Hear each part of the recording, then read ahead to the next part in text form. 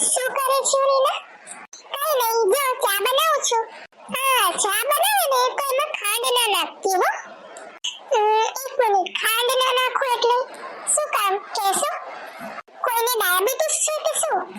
ના. ઘરમાં બધા મોડી ચા પીવે છે? ના, ઘરમાં બધા જ ખાંડ વાળી જ ચા પીવે છે, જે રીતે બધા જ ઘરમાં બનતી હોય ને એ જ રીતે. પણ મેં એવું શું કામ કીધું તને ખબર છે? કારણ કે હું ચાહું છું કે તું આજે મોડી ચા બનાવે, અને પછી જ્યારે તું આ ચા મમ્મી પપ્પાને આપીશ ત્યારે મમ્મી પપ્પાને ખબર પડશે કે આમની લાડકવાળી વહુને ચા બનાવતા તો આવડતું જ નથી. ચામાં કેટલી ખાંડ નાખવી જોઈએ, કેટલી ભૂકી નાખવી જોઈએ, એટલી તો એમની વહુને ખબર જ નથી પડતી. પણ તમે શું કામ આવું કરવા માંગો છો? શું કામ તમે મારા હાથે મોડી ચા બનાવડાવીને મમ્મી પપ્પાને આપવા માંગો છો? રીના, તને ખબર છે તું છે ને મારી મોટામાં મોટી દુશ્મન છે. એટલા માટે હવે તું મને પૂછે ને એ જ પહેલા હું તને કહી દઉં કે આ રવિભાઈ છે ને એમના લગ્ન મારી બેન સાથે કરાવવાના હતા. મારી બેનને રવિભાઈ બહુ જ પસંદ હતા, લગ્ન કરવા તો એને એની જોડે. પણ તું વચ્ચે આવી અને તે તારી પ્રેમ જાળમાં ફસાવીને રવિભાઈ સાથે લગ્ન કરી લીધા. તે જ દિવસથી મેં વિચાર્યું હતું કે હું તને આ ઘરમાં એક દિવસ પણ શાંતિથી રહેવા નહીં દઉં. ગમે તેમ કરીને હું તને આ ઘરની બહાર કાઢીને જ રહીશ, અને એક દિવસ એવો આવશે કે મમ્મી જ તને આ ઘરની બહાર કાઢી મૂકશે, અને પછી હું એ દિવસે મારી બેનને આ ઘરમાં લઈ આવીશ. પણ આમાં મારો શું વાંક છે? હું અને રવિ એકબીજાને પસંદ કરીએ છીએ, અને મમ્મીને પણ હું પસંદ છું. તમારે આ વાતને સ્વીકારી લેવી જોઈએ. સ્વીકારી લેવી જોઈએ એમ? નહીં સ્વીકારું, અને ઘરમાં પણ બધાને તારા વિરુદ્ધ કરી દઈશ. અને બીજી વાત કે હું તારી જેઠાણી છું, તો તારે છે ને મારી સામે લવારો ન કરવો જોઈએ. પ્રેમથી જેમ હું તને કહું ને એમ જ તારે કરવું જોઈએ. ચા બનાવ અને મોડી ચા મમ્મી અને પપ્પાને આપ. હું આવું છું, ચાલ જલ્દી. રાધા, સિંગ તેલનો ભાવ ઘટ્યા છે, 2-4 ડબ્બા લઈ લેવા છે? 2-4 ડબ્બા એ નહીં થાય, હવે આખા વર્ષના ખામટા જ ભરાઈ લેવા પડશે. તો ઓર્ડર આપી દો? હા આપી દો, વધુ ઘટી જોઈ જશે. ચા બની કે નહીં? કેટલી વાર છે? હા પપ્પા, બની ગઈ છે. બેટા, ચામાં ખાંડ નાખવાનું ભૂલી ગઈ કે શું? તમને હા, ચામાં તો બિલકુલ ખાંડ નથી. બેટા, તને નથી ખબર કે હું ખાંડવાળી ચા પીઉં છું? મને ડાયાબિટીસ નથી બેટા, હું મીઠી જ ચા પીઉં છું. પપ્પા, એમાં એવું છે કે ચામાં જાણી જોઈને જ ખાંડ નથી નાખતી, કારણ કે તમારી લાડકવાળી વહુને ચા બનાવતા આવડતું જ નથી. પૂછો એને, આવડે છે? આશા, એ વાત તો બરાબર, પણ તું આવું વાંકું કેમ બોલે છે? બોલું જ ને મમ્મી, હવે તમે આવા સવાલ કરો તો મારે શું બોલવાનું? તમારી તો પસંદ છે ને આ, કે તમને આ વહુ બહુ ગમતી હતી. હવે ચામાં ખાંડ નાખે કે ના નાખે એડજસ્ટ તો કરવું પડે ને. કઈ વાંધો નહીં બેટા, ભૂલ તો બધાયથી થાય, માણસ માત્ર ભૂલને પાત્ર. હવે તું એક કામ કર, આ ચામાં ખાંડ નાખીને ફરી લેતી આવ, અને તને નહીં આવડતું હોય તો હું તને શીખવાડીશ. મમ્મી, આ શું કરો છો તમે? એને 2 શબ્દ તો કહેવા પડે ને. આજે આ બગાડ્યું, કાલે રસોઈ બગાડશે, એના પછી કઈ બીજું બગાડશે તો શું કામ બોલું? શું કામ બોલું બેટા, કહે તો મને. ભૂલ તો ખાલી માણસથી જ થાય ને. દરેક ઘરની રૂઢી પરંપરા બધું અલગ અલગ હોય. હજુ તો એ નવી પરણીને સાસરે આવી છે, એને ના આવડતું હોય તો આપણે એને શીખવાડવું પડે. તું ભૂલી ગઈ બેટા, જ્યારે તું પરણીને આ ઘરમાં આવી હતી ત્યારે તને પણ ઘણી બધી રસોઈ નથી આવડતી. ઘણી વસ્તુ સમજતા તને પણ વાર લાગી હતી, અને મેં તને બધું સમજાવી પણ દીધું હતું અને શીખવાડી પણ દીધું હતું. ત્યારે હું તને નથી બોલી બેટા કઈ, તો પછી હું આને કેવી રીતે બોલી શકું? અને બીજી વાત કે હવે મારા પછી તું જેઠાણી છે, તો તારે હવે આને બધું જ શીખવાડી દેવાનું. અને કઈ નહીં, વહુએ પહેલી વખત મસ્ત ચા બનાવી છે, મોડી તો મોડી, અમે પી લઈશું. હા હા, અને આમ પણ ખાંડ વગરની ચા સેહત માટે સારી કહેવાય. તો રાજી થઈ જા બેટા. શું થયું, કેમ મોઢું ચડી ગયું? હા, તમારો ભાઈ એવીને લઈને આવે છે, મને એની ડાકણ જેવું મોઢું ગમતું જ નથી. ઓહ, તો તારું મોઢું શું ઐશ્વર્યા રાય જેવું છે? તો પણ મેં તને આ ઘરમાં રાખી છે ને. અને 100 વાતની એક વાત, જ્યારથી આ રીના ઘરમાં લગ્ન કરીને આવી છે ત્યારની તને બળતરા થાય છે. હા તો થાય જ ને, કેમ ના થાય? મારે છે ને આ ઘરમાં મારી બહેનને લાવવાની હતી. રવિભાઈના લગ્ન મારી બહેન સાથે કરાવવાના હતા.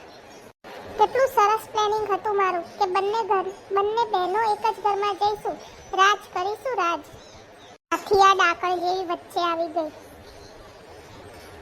તો પછી ગુસ્સો ના આવે તો શું થાય? રવિને રીના પસંદ હતી તો તું એની સાથે જબરજસ્તી તો ના જ કરી શકું ને. રવિ, તું મારી સાડી સાથે લગ્ન કરી લે.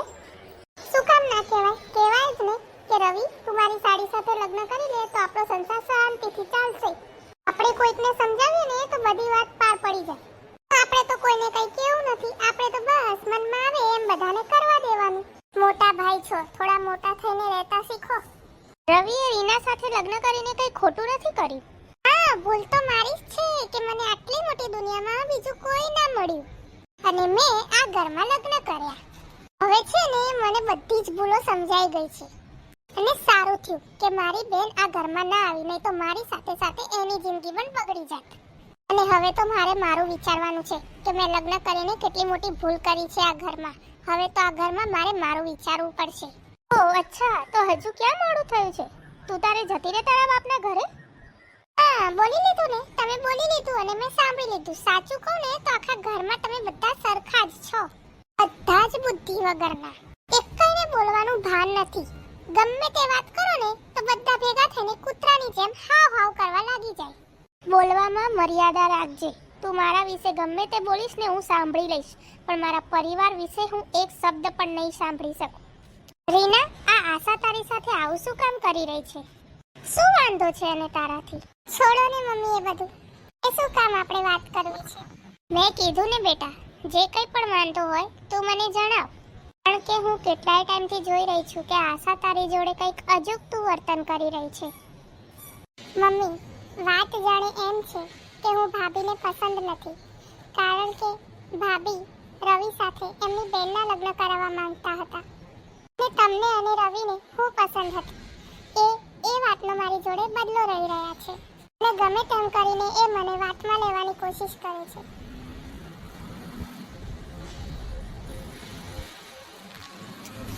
આ શું છે? અને ભાભી એવું પ્લાનિંગ કરી રહ્યા છે કે હું તમારા કંઈક કામના વાંકમાં આવું અને તમે મને આ ઘરમાંથી કાઢી મૂકો. સમજી ગઈ, હવે મને બધું જ સમજાઈ ગયું છે. પણ બેટા, હવે આનું કંઈક તો કરવું પડશે. મમ્મી, હું જ્યારથી આ ઘરમાં લગ્ન કરીને આવીને ત્યારથી ભાભી મારી સાથે આવું જ કરે છે. મને બહુ હેરાન કરે છે અને બધી જ વાતમાં એમનું બહુ જ ટોર્ચરિંગ હોય છે. બેટા, તે આ વાત રવિને કરી? ના ના મમ્મી, મેં એમને આ વાત વિશે કાંઈ નથી કીધું અને તમે પણ એમને આ વાત વિશે કંઈ જાણ ના કરતા. હું ખોટું એમને કંઈ ટેન્શન આપવા નથી માંગતી. ઠીક છે, હું રવિને કે ઘરમાં કોઈને પણ આ વાત નહીં કરું, પણ હવે આનો કંઈક તો નિવેડો લાવવો જ પડશે. હવે હું તને જેમ કહું છું ને એમ તું કરતી જા અને હું તારી સાથે જ છું. તારે ચિંતા કરવાની જરાય જરૂર નથી. મમ્મી, તમે મારી સાથે હોય પછી મારે કઈ વાતની ચિંતા હોય? ચિંતા કરવાની પણ નથી અને હવે એને જેટલા ધમ પછાડા કરવા હોય ને એટલા કરી લેવા દે. હું પણ જોઉં છું કે હવે કઈ હદ સુધી જાય છે. ગમે તેવી પરિસ્થિતિમાં હું તારી સાથે છું. આવી ગયા તમે? હું તમારી માટે પાણી લેતી આવું? ના ના, એની કોઈ જરૂર નથી. બેસ તું થોડી વાર મારી સાથે. મારે તારી જોડે કંઈક વાત કરવી છે. હા બોલો ને, શું કહેવું છે? રીના, તારા અને મારા લગ્ન થયે થોડો જ સમય થયો છે, તો કેમ છે? તને મારા ઘરના લોકો જોડે ફાવી તો ગયું છે ને? હા, તમે હોય પછી મને શું વાંધો હોય? ઘરમાં બધા સભ્યો જેમ કે મારા મમ્મી અને મારા ભાભી તને સાચવે તો છે ને? હા હા, મમ્મી અને ભાભી બંને મારું ઘણું ધ્યાન રાખે છે અને સ્પેશિયલી ભાભી તો મને સગી બહેનની જેમ રાખે છે. ખરેખર હો રીના, આ મારા ભાભી છે ને બહુ જ સારા માણસ છે. અને એમ પણ ભાભી તો જ્યારે આપણા લગ્ન પણ નહોતા થયા ને ત્યારે પણ એ મને બહુ જ સાચવીને રાખતા. મારી બધી જ નાની નાની બાબતોની બહુ જ કાળજી લેતા. અને મેં તો ભાભીને લગ્નના દિવસે જ કહી દીધેલું કે રીના ઘરમાં નવી લગ્ન કરીને આવે છે તો તમે એનું થોડી વધારે કાળજી લેજો. ત્યારે ભાભીએ મને કીધેલું કે તમે જરાય ચિંતા ના કરો દેવરજી, હું તમારી રીનાને એક મારી નાની બહેનની જેમ રાખીશ. હા, હા ખરી વાત છે. ભાભીએ એમનું વચન પાળીને બતાવ્યું. ખૂબ ધ્યાન રાખે છે મારું. એમનો પ્રેમ તો જોઈને મને મારું પિયર પણ યાદ નથી આવતું. હા તો ના જવા દે ને, કારણ કે એમને મને વચન આપ્યું છે અને એ મને એમનો દીકરો ગણે છે. તારી સાથે ક્યારેય ખોટું નહીં કરે. હવે તમે મારી વાત સાંભળો. હવે તમે ઓફિસેથી આવ્યા છો તો થાકી ગયા હશો, તો તમે આરામ કરો. હું તમારી માટે ચા બનાવી લાવું, પછી વાતો કરીશું. ઠીક છે. જય શ્રી કૃષ્ણ. જય શ્રી કૃષ્ણ. આવો આવો. આમ અચાનક ક્યાંથી ભૂલા પડ્યા? અરે એમાં તો એવું છે ને કે સુરતમાં લગ્ન હતા તો આવી હતી. તેમ થયું કે લાવને મારી રીનાને મળતી જવું. એ વાત જાણે એમ છે કે રીના અને રવિ બહાર ગયા છે.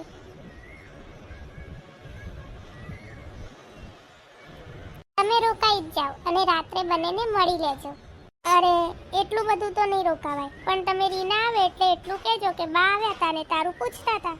કેમ રોકાવાય એમ નથી? તમારે કંઈ કામ છે? એકલા તો છો, હવે રોકાઈ જાવ ને. અરે ના ના, અત્યારે તો ચોરોનો બહુ ઉપાડો ચાલે છે ભાઈ. ઘર રેડું મુકાય એવું નથી. મારી રીના તો મજામાં છે ને? આ તમે કેવી વાત કરી? તમારી રીનાને આ ઘરમાં કોઈ જ વાંધો નથી. દીકરીની જેમ હું એને સાચું છું. કેમ, તમને અમારી ઉપર વિશ્વાસ નથી? અરે રાધાબેન, મારી રીના તમારા ઘરે હોય તો ભાઈ મારે શેની ચિંતા? મને ભરોસો જ હોય કે સુખેથી રહેતી હશે. આ તો પૂછવું પડે ને એટલે પૂછું છું. અરે હું તો એમ કહું છું કે ભગવાન તમને હંમેશા હાજર હરવા રાખે. ચાલો પછી હું નીકળું હો, મારે બસનો ટાઈમ થઈ જશે. હા હું આવ્યા તને હાલો નીકળું કરી રહ્યા છો. હવે આવ્યા છો તો રીનાને મળીને જ જજો ને. એને સારું લાગશે. હવે તમારે ક્યાંય નથી જવાનું, રોકાઈ જાઓ હવે. સારું, ત્યારે તમારો આટલો ભાવ છે તો હું રોકાઈ જાઉં છું. મારી દીકરીને મળીને કાલ સવારે હું નીકળી જઈશ. હો હા સારું. તો તમે બેસો, હું બજારમાં થોડું કામ પતાવીને આવું. ત્યાં લગી રીનાને લોકો આવી જશે, પછી આપણે બધાય બેસીને વાતો કરીશું. એ હા સારું.